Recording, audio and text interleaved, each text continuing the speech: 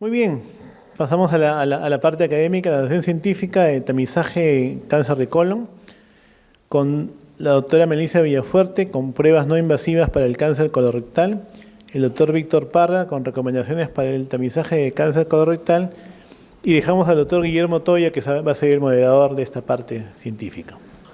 La primera observación es que vamos a tener que actualizar las fotos, porque ahí tenía el pelo negro, pero bueno, ya vamos a mandar una más reciente.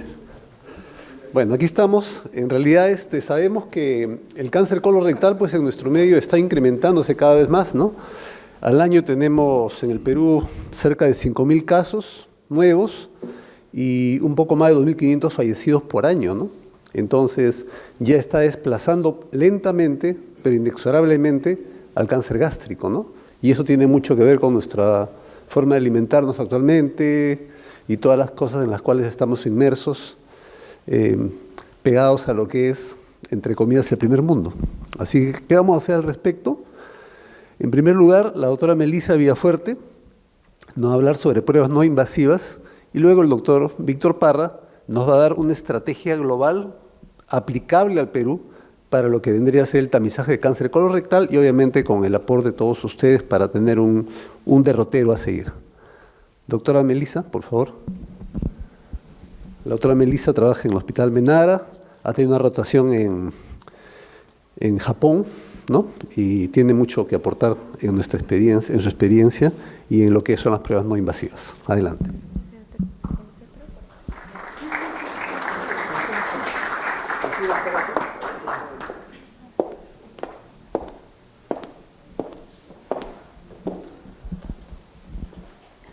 Buenas noches con todos, estimados colegas. Les saluda Melissa Villafuerte. Estos datos son bastante similares a los que tenemos a nivel global, que es la tercera causa, y a nivel también de América del Sur y Latinoamérica en la tercera posición, en ambos casos.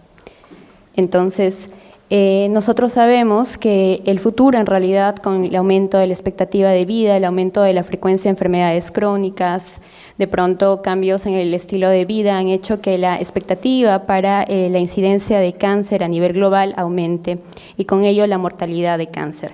Es así que Latinoamérica se encuentra proyectada para seguir el segundo lugar en muertes por causa de cáncer hacia el 2045.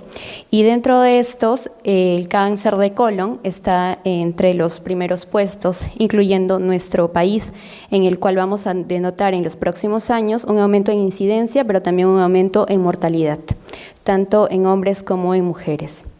Entonces, es así que la secuencia de la degeneración de pólipos, de adenomas hacia cáncer, pues se presenta como algo muy importante para hacer nosotros el manejo, el screening, el testeo, con la finalidad de hacer el diagnóstico más temprano en el caso de las lesiones de tipo adenoma y también poder incidir en la mortalidad cuando hacemos tratamiento de cáncer temprano. Es así que las múltiples guías, de pronto una representativa, hacen hincapié en que es importante, ¿no?, conocer que ya el hecho de hacer el tamizaje nos puede dar años ganados de vida por cada 1.000 habitantes, 1.000 individuos, ¿no? Entonces, todas las pruebas que tenemos acá, que es el TB no inmunológico, el FIT, la prueba de sangre oculta en heces, el FIT con DNA, las pruebas invasivas como colono o sigmoidoscopía y las pruebas de visión como la colonografía por tomografía y la cápsula de colon. Además, estas también nos van a permitir que si nosotros empezamos a los 50 o a los 45 años, vamos a ver que vamos a ganar por lo menos 3 casos adicionales de cáncer en este seguimiento. Es ahí que la importancia de empezar a partir de los 45 años en adelante. Entonces, ¿a quiénes va dirigido estos testeos de no invasivos? Pues va a estar dirigido a las personas que tienen bajo riesgo. Pero además, lo importante para generar adherencia es saber cómo va a ser una prueba ideal que pueda ser no invasiva, que tenga alta sensibilidad, alta especificidad, que sea segura, disponible y sobre todo económica. Entonces, partiendo de los 45 hasta los 75 años, en personas aparentemente sanas, es decir, que no tengan otro tipo de antecedente, que sea de pronto poliposis, enfermedad inflamatoria intestinal, antecedentes de adenomas, cáncer en familiar, en cuyo caso estamos frente a otro tipo de población. Recordar también que el objetivo es mejorar el cribado preventivo, es decir, llegar a la etapa de los adenomas, y cuando hablamos de detección precoz vamos a tener incidencia en la mortalidad al tratar el cáncer temprano. Muy bien, entonces las pruebas no invasivas con las que voy a hacer un breve resumen van a ser las que están basadas en muestras de heces, que tenemos la sangre oculta en heces, el FIT, el DNA, mencionaré brevemente las de tipo molecular, y tenemos también las de visión como colonografía y tomografía y por cápsula de colon. Respecto a la prueba de sangre oculta en heces o la prueba de guayaco, esta prueba lo que busca es el grupo M. Recordemos que esto se basa en el estudio de unos sets que previamente están impregnados con el guayaco. Entonces, esta sustancia en contacto con la muestra se le va a colocar una solución intermedia que va a ser el peróxido de hidrógeno. El peróxido de hidrógeno se va a oxidar siempre y cuando esté en contacto con el grupo M. El grupo M va a hacer la función de una pseudoperoxidasa, es decir, va a oxidar este peróxido de hidrógeno, y este cambio va a hacer que la estructura del guayaco cambie y vire de color, siendo una prueba positiva. Ahora, entonces, que todo aquello que afecte esta reacción me va a poder dar falsos positivos o negativos. Si estamos hablando de una oxidación, si yo consumo antioxidantes como la vitamina C, me podrá dar falsos negativos, y todo aquello que tenga mayor cantidad de peroxidasa, como por ejemplo ciertos alimentos, frutas o verduras crudas, tienen gran cantidad de peroxidasa, haciendo que tengamos mucho más falsos positivos. En teoría, estos se descomponen cuando el alimento está bajo cocción, pero además la presencia del mismo hierro, la presencia de carnes rojas, cerdo, pues nos van a dar otro tipo de los AINES, los inhibidores de la recaptación de serotonina, antiinflamatorios, anticoagulantes, antiagregantes, también me pueden dar falsos positivos, ¿no? Entonces se requiere una preparación de al menos 3 días o 7 días si tenemos estos últimos fármacos. Con todo ello podemos tener una sensibilidad, es decir, cuánto vamos a captar de pacientes con cáncer, que puede rondar el 30, 50, incluso hasta el 75%, pero en promedio más o menos es de 30 a 50%. La especificidad sí es bastante importante, 46 a 98%, y los adenomas avanzados sí es bastante bajo con esta prueba, apenas el 6, quizás hasta el 17%. Los adenomas avanzados se van a entender como aquella lesión que pasa a los 10 milímetros, que es justamente la que nos interesa, pero la debilidad probablemente van a ser las lesiones cerradas. En el test inmunoquímico, en el FIT, lo que se busca es la globina, ¿no? O sea, de la hemoglobina, la parte proteica. Entonces, esta globina va a ser detectada por estos sets mediante anticuerpos, ya sea de tipo monoclonal o policlonal, y va a ser mucho más específica porque es una respuesta con globina humana. Ahora, estos tests no requieren ningún tipo de preparación, no requieren tampoco suspensión de fármacos antiagregantes, anticoagulantes, es más, se dice que incluso el consumo de estos fármacos podría mejorar la sensibilidad del test.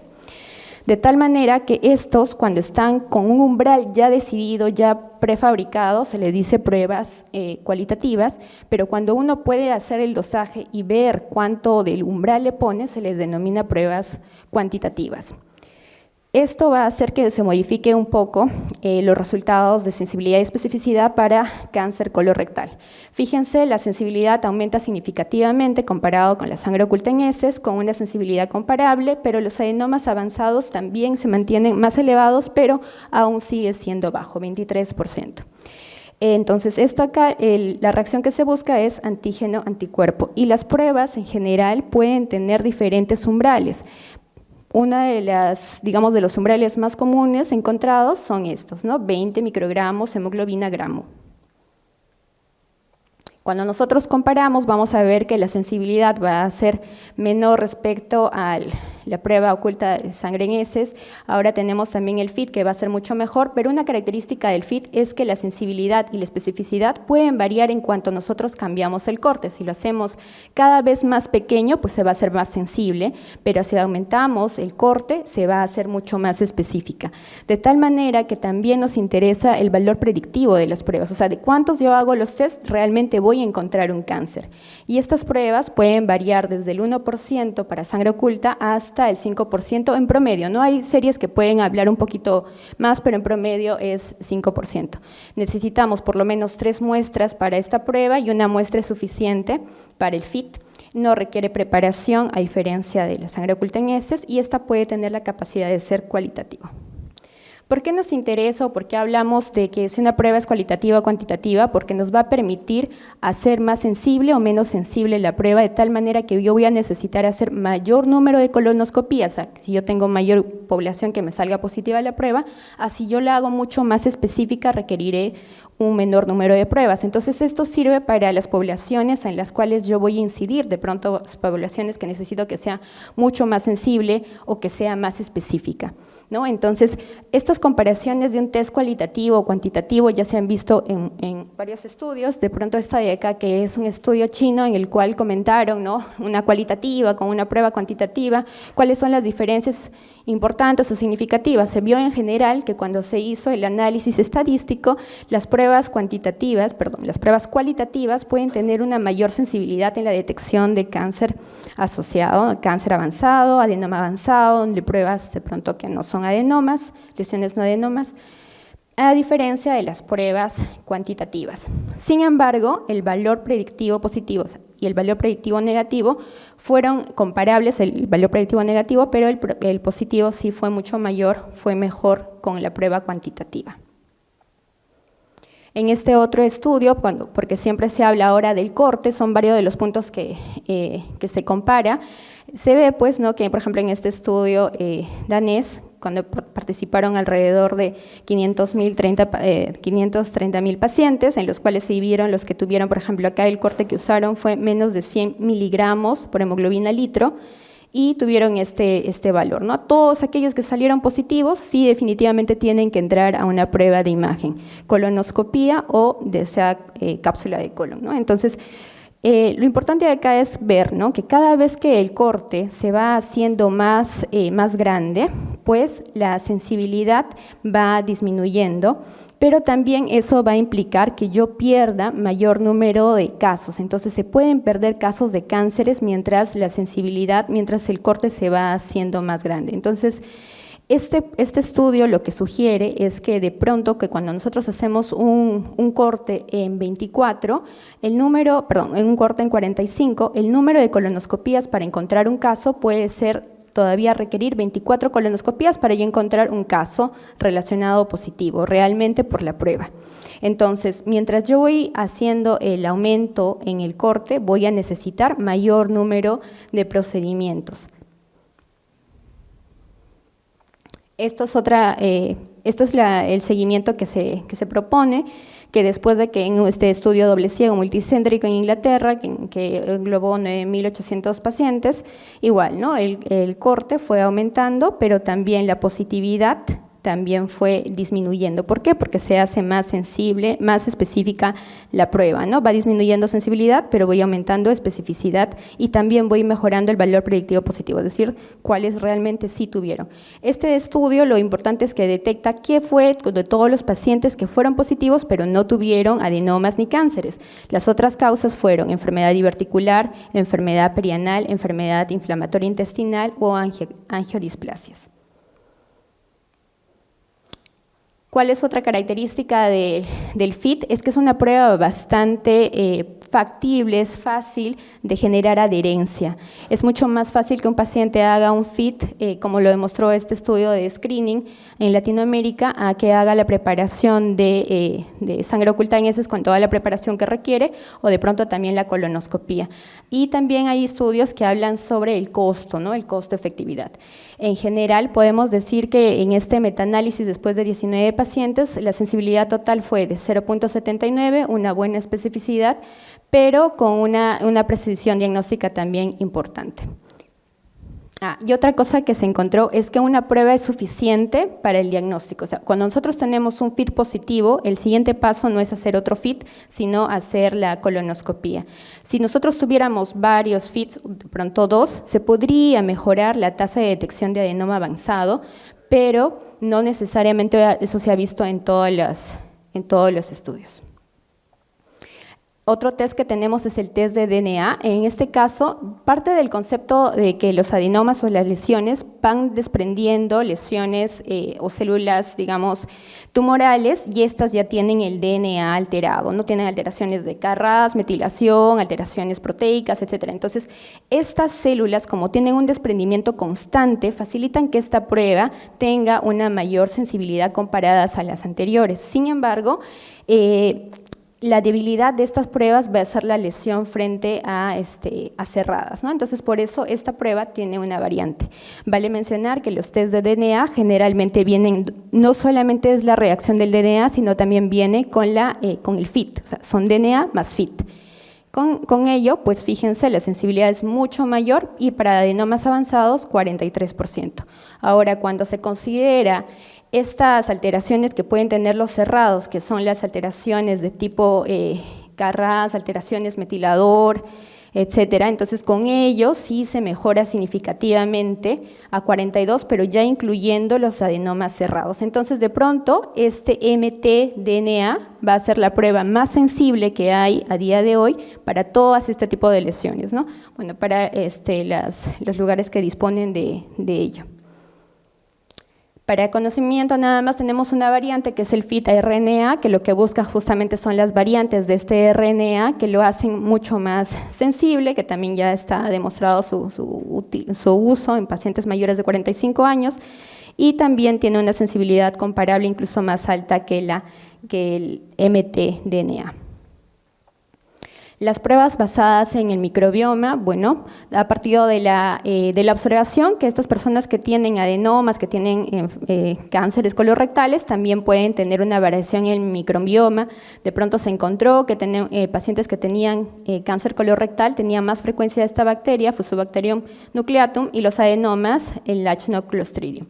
Esto también está en estudio, está en avance, algo que en algunos reportes ya lo asociaban con una alta relación de sensibilidad 84% y también sensibilidad para los adenomas de 38%. Entonces, estas pruebas, ¿no?, basadas en esas, como pueden ver, todas son bastante comparables en sensibilidad, de pronto más específicas en relación a la colono, ¿no? Pueden ser las que son asociadas a DNA, son fáciles, son convenientes, la variante es el costo, ¿no? Y las pruebas no invasivas. La colonografía se presenta como una buena opción en el paciente que le salió un FIT positivo, pero no desea hacerse una colonoscopía. Entonces, la colonoscopía va a ser la representación gráfica, ¿no?, del colon. Esta sí requiere preparación y sí requiere un entrenamiento técnico. El mejor aspecto que tiene son para lesiones mayores de 6 milímetros y justamente la desventaja son las lesiones planas y las lesiones menores de 6 milímetros. Entonces, con eso tener es una tingencia, pero sí requiere, digamos, que las personas que realizan el procedimiento tengan un entrenamiento de al menos 164 procedimientos para poder hacerlo, digamos, tener un buen éxito en la rentabilidad de la prueba. Ahora, la preparación es variable, de lo que he encontrado puede ir con citrato de magnesio, bisacodilo, polietilenglicol, incluso se puede colocar dióxido de carbono a baja presión a través del recto y se hacen unas movilizaciones durante la inyección del contraste. Con todo ello, las lesiones menores de 6 milímetros pueden llegar hasta 48% y las de más de 10 milímetros pues sí es bastante significativa, incluso puede llegar al 100%. ¿Cuáles son las atingencias a tener con este tipo de exámenes? Bueno, que requiere pues naturalmente el estudio, la preparación, pero que también me puede detectar otras lesiones no necesariamente relacionadas solo al colon, pero también que me va a detectar mucho más lesiones que de pronto no sean todas pues de tipo adenomas, sino que quizás se puedan simplemente observar, ¿no? Acá tenemos unas representaciones de la parte endoscópica y la parte de la representación, ¿no? Por ejemplo, esta lesión plana sí requiere bastante más entrenamiento, mucho más paciencia, digamos, y hacer los cortes en los momentos de tipo arterial, venoso y tardío para poder diferenciarlo adecuadamente. Y finalmente tenemos a la cápsula de colon.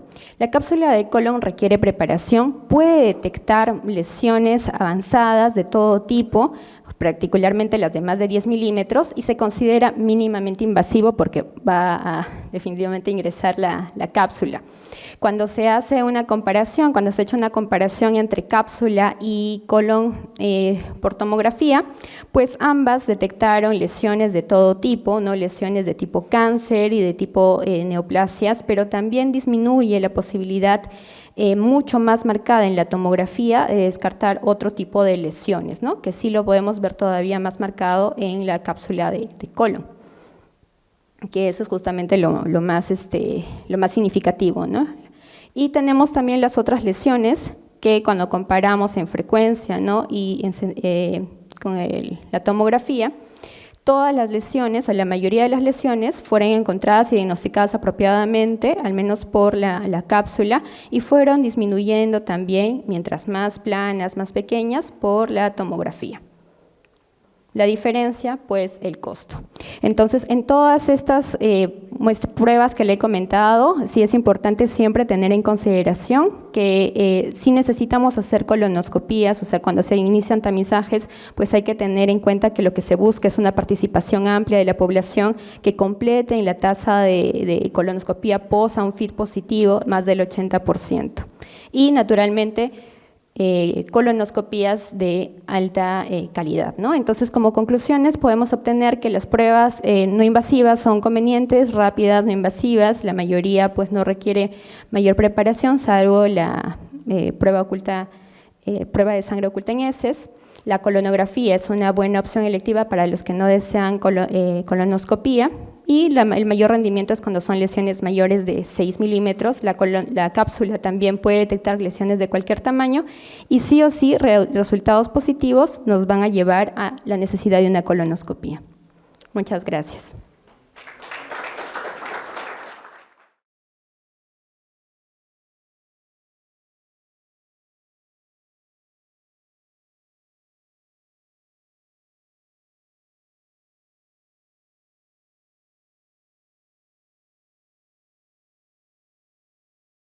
El doctor Víctor Parra nos va a hablar sobre recomendaciones, sería fundamentalmente para el Perú, para el tamizaje de cáncer colorectal.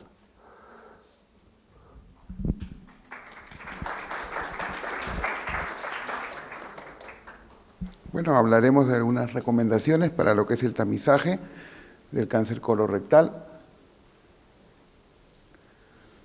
Este es el contenido de la charla. Bueno, como se había mencionado, las estadísticas de Globocan nos muestran que en el 2022 se registraron casi 2 millones de nuevos casos de cáncer colorectal en el mundo, y durante el mismo periodo se reportaron más de 900.000 muertes, ocupando el segundo lugar, ¿no? Con más de un 9.3%. En el gráfico de la izquierda podemos ver la incidencia, 9.6% cáncer colorectal y 9.3% mortalidad.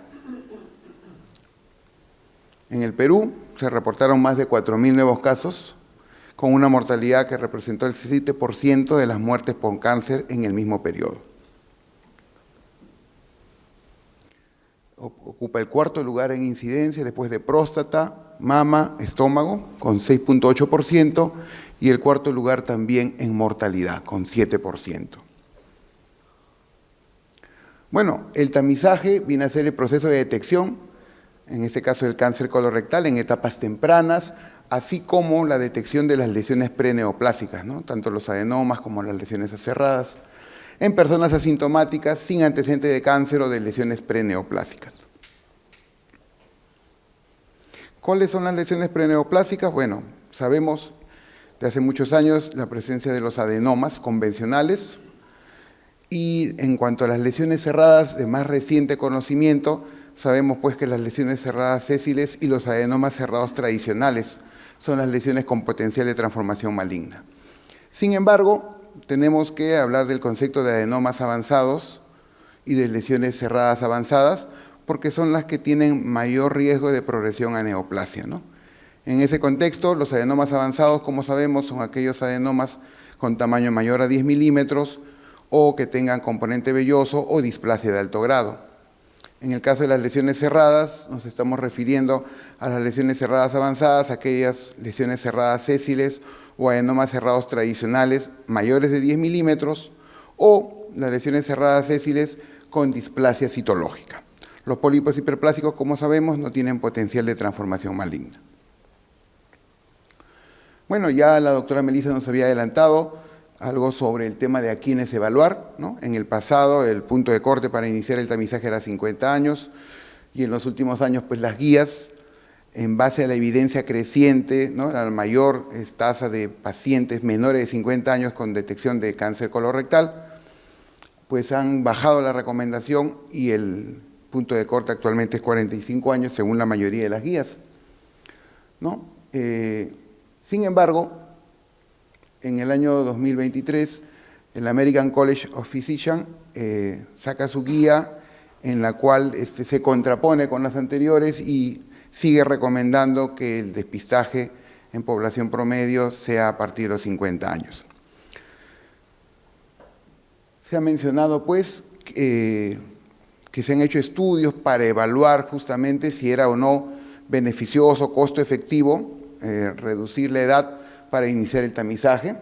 Entonces se hacen unos modelos, unas simulaciones. El modelo CISNET, que podemos ver aquí, es donde se evalúa los años de vida ganados si en caso nosotros bajamos el inicio del cribado de 50 a 45 años, ¿no? Y como podemos ver, para todas las pruebas de screening hay una significativa cantidad de años ganados, entre 22 y 27 años ganados, cuando bajamos el corte de inicio del screening de 50 a 45 años, ¿no? De igual forma, cuando evaluamos con este mismo modelo de simulación CISNET el número de cánceres colorectales evitados por 1000 pacientes sometidos a cribado, vemos que más o menos son 3 los casos de cáncer colorectal evitados en cada una de las pruebas de cribado cuando se baja el punto de corte de 50 a 45 años. ¿Cuándo parar? La mayoría de guías está de acuerdo en que el cribado debe hacerse entre los 45 y los 75 años. Entre los 76 y 85 años se debe individualizar, ¿no? Esto teniendo en cuenta las comorbilidades del paciente, sobre todo las comorbilidades cardiovasculares y también los deseos del paciente. Por encima de 86 años hay que desaconsejar el cribado, ya no hay un beneficio que justifique someter al paciente a los riesgos potenciales. Por otro lado, el US Multi-Society Task Force indica que las personas sin previo cribado sí deberían ser consideradas para continuar el cribado hasta los 85 años, igualmente dependiendo de su edad y de la presencia de comorbilidades. Las pruebas de tamizaje, algunas de ellas han sido mencionadas por la doctora Melissa, las pruebas basadas en heces y las pruebas de visualización directa. De igual forma, las pruebas de tamizaje emergentes, como ha mencionado la cápsula de colon, y lo que es la biopsia líquida, el ensayo Septin 9. Esto también ya ha sido mencionado. Recordar nada más con el test inmunoquímico fecal de que en años pasados una forma de extraer la muestra era haciendo un tacto rectal a los pacientes. Sin embargo, esta práctica se ha desaconsejado, ¿no? Porque el solo hecho de desarrollar el tacto podría generar un trauma que podría llevar a resultados falsos positivos. Entonces debe ser una evacuación espontánea la que lleve a la muestra.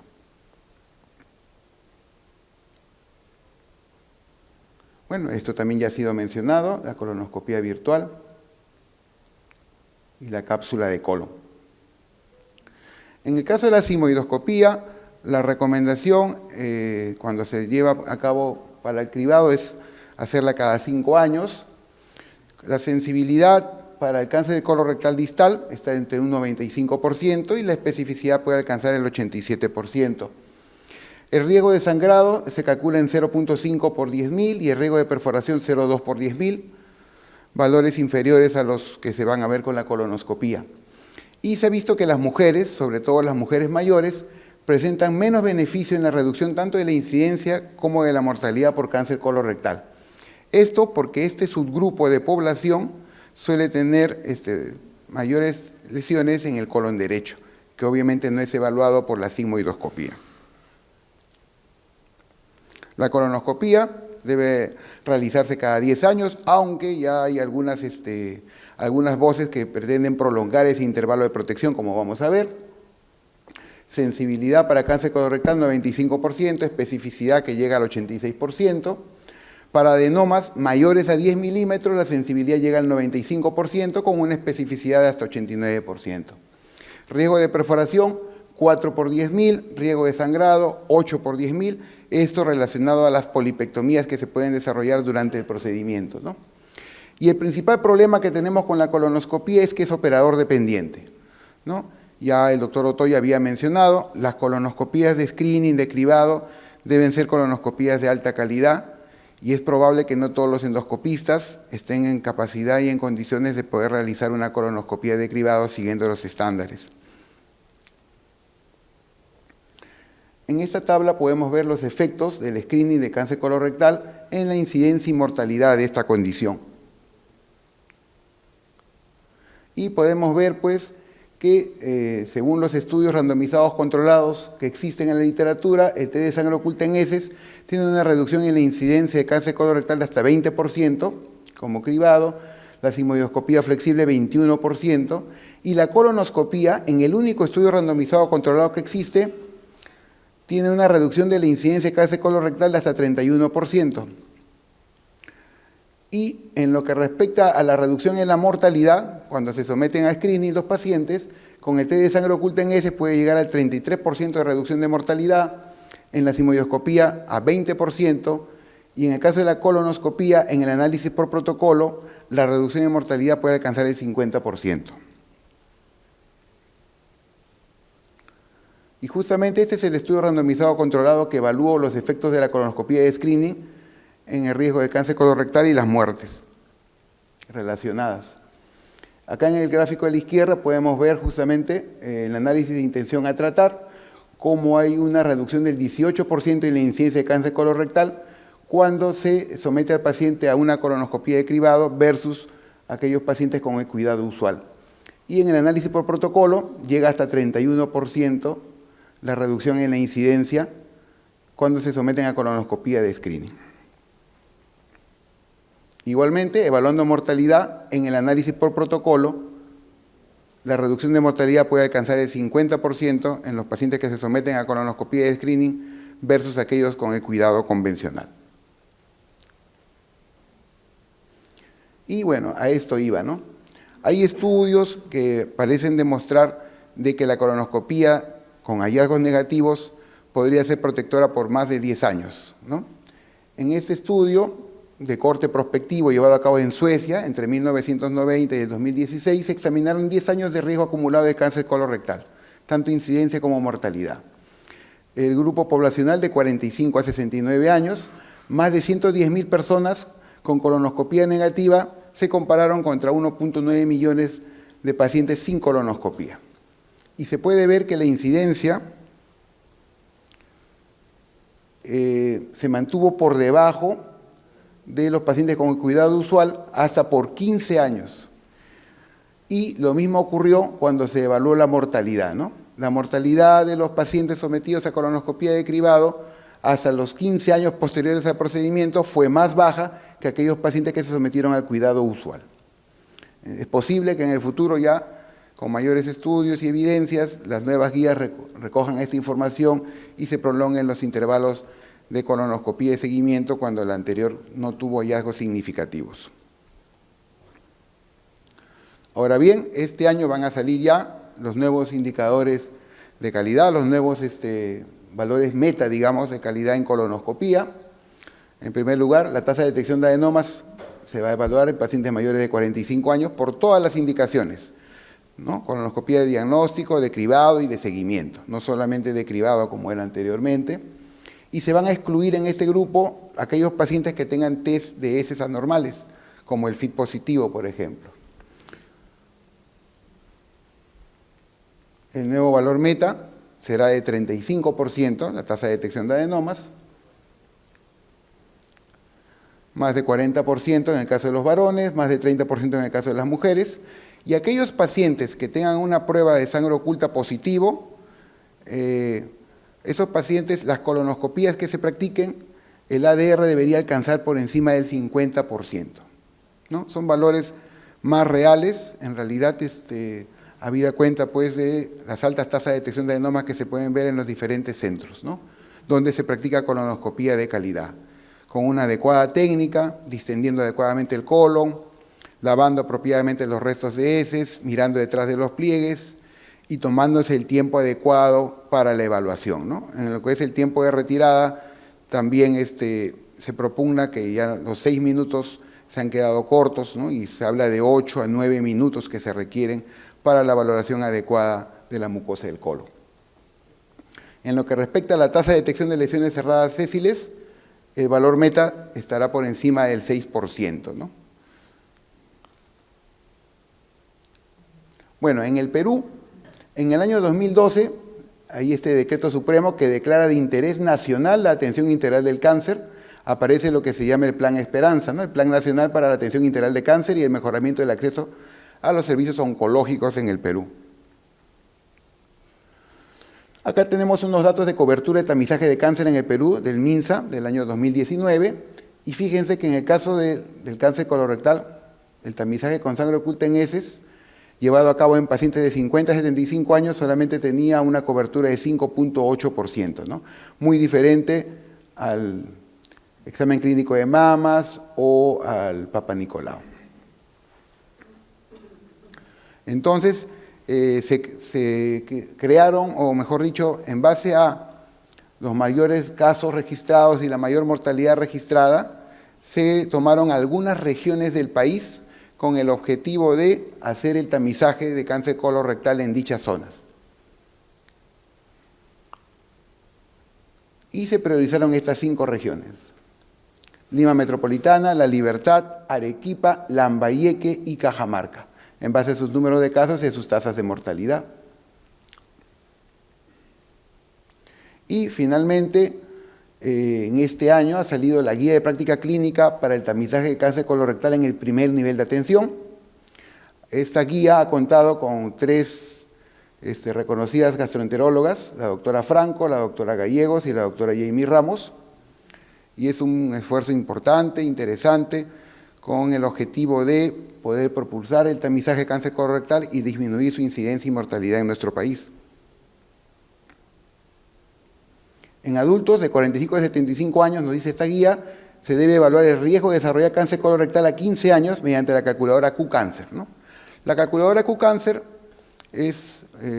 toma algunas variables sencillas de poder registrar, como son la edad, el peso, la talla, antecedentes familiares, consumo de tabaco, consumo de alcohol. En base a eso se calculan riesgos.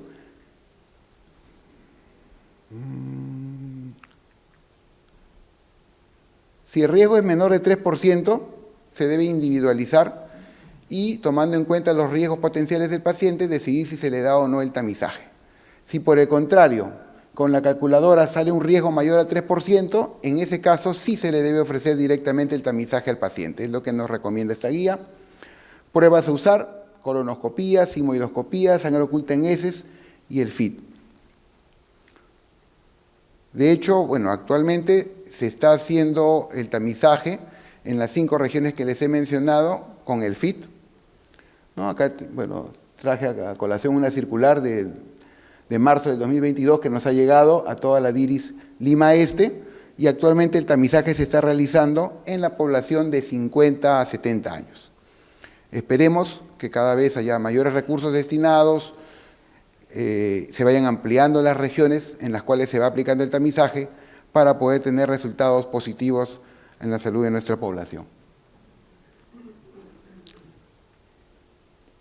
Como conclusión, el tamizaje de cáncer colorectal debe ofrecerse entre los 45 y 75 años. Entre los 76 y 85 años se debe individualizar, tomando en cuenta las comorbilidades, el deseo del paciente y la expectativa de vida, que debe ser mayor a 10 años. El FIT es una prueba ideal en tamizajes de tipo programáticos, La colonoscopía de cribado debe ser una colonoscopía de calidad hecha por gastroenterólogos, endoscopistas que tengan ADR por encima de 35% y detección de lesiones cerradas sésiles por encima de 6%. Amén de otros indicadores de calidad, ¿no? Como la tasa de intubación fecal apropiada, la tasa adecuada de preparación intestinal, etc. Las colonoscopías negativas podrían tener intervalos de 15 años para un nuevo control, eso se tendrá que seguir investigando. Y en el Perú el tamizaje actualmente se está haciendo con el test inmunoquímico fecal en población de 50 a 70 años en algunas regiones. Ok, gracias.